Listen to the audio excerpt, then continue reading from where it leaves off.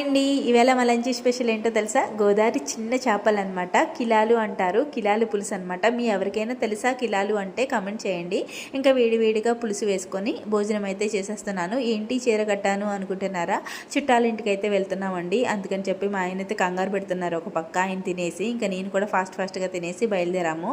ఇంక ఇంటికి వచ్చే టైంకి 5:30 అయిపోయింది అనమాట. బయట చిన్న చిన్న చినుకు అలాగే గాలి వర్షానికి నాకైతే చాలా చలి అనిపించింది. వచ్చిన వెంటనే ఫ్రెష్ అయిపోయి టీ అయితే పెట్టుకున్నాను.